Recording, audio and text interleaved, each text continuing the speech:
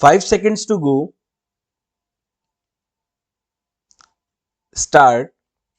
A long time has passed and a reply from Pakistan is still awaited. It is a strange situation. We wanted to recall our representatives. They had no work to do, but then we thought that Pakistan might make it a pretext and say that we recalled them. Therefore, we let them stay there till such time as a reply was received.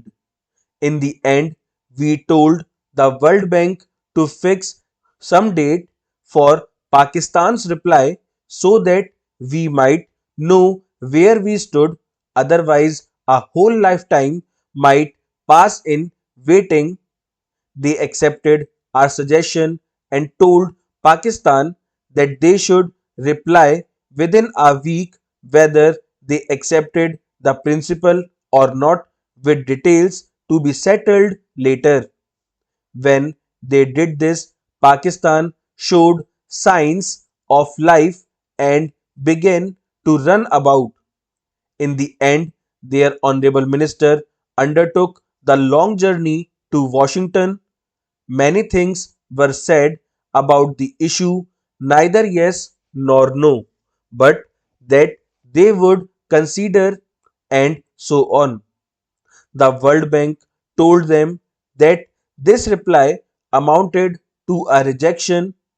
Should it be taken that they had rejected the proposals, or had they something more to say? Pakistan saw how the matter would end.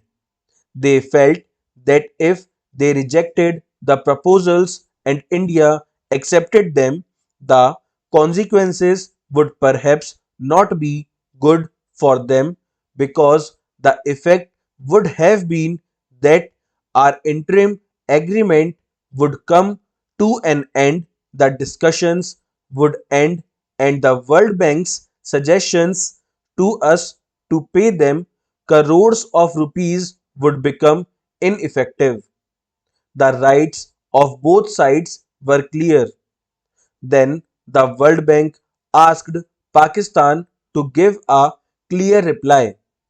We had made our arrangements for the return of our deputation, but only 3 or 4 days ago Pakistan said that they accepted the principle underlying the proposals put forward by the World Bank, but they added that they could not give a final reply unless the whole picture was before them. That is the same old legal quibbling. On one side, they say that they have accepted the proposals and so on, and on the other, they keep the door open for escape on the pretext that they have not seen the full picture. This is where matters stand at present.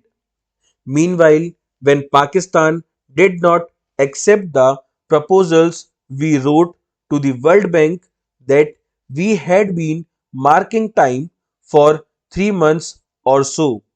Therefore, our agreement not to reduce the water supply no longer held good. We resumed our freedom of action.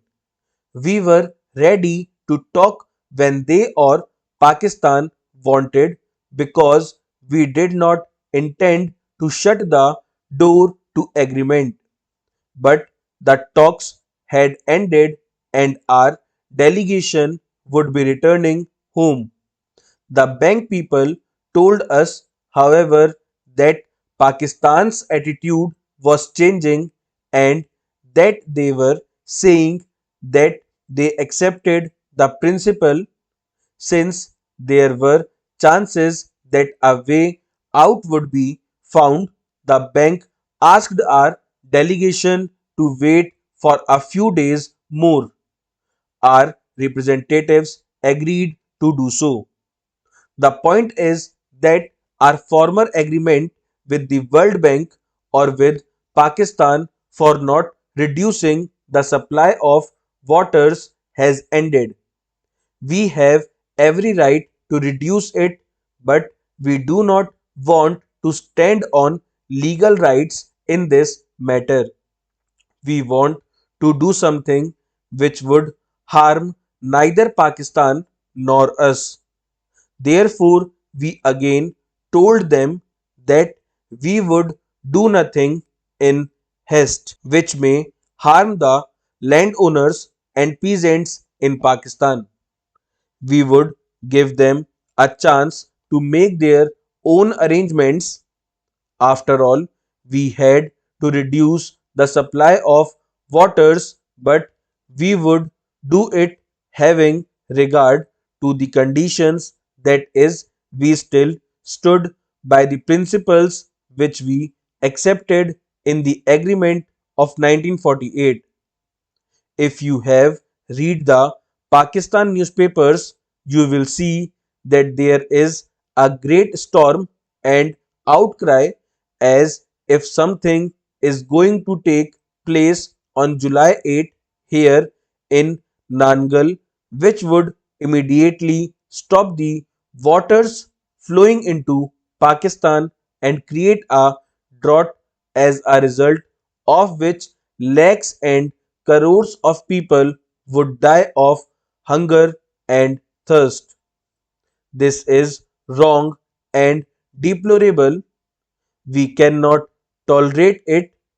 We have told Pakistan clearly time and again that for the present we would not reduce the supply of water.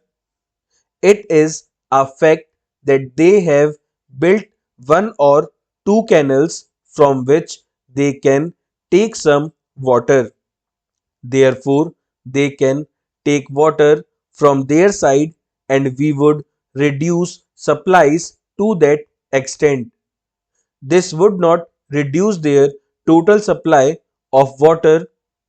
If they could build some more canals as they intend, then this process would go on.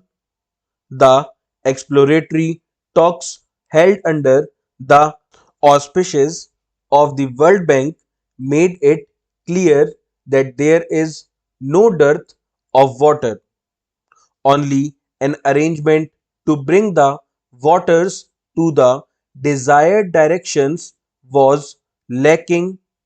It is evident that on our side in East Punjab we have no other source of water than the Satluj.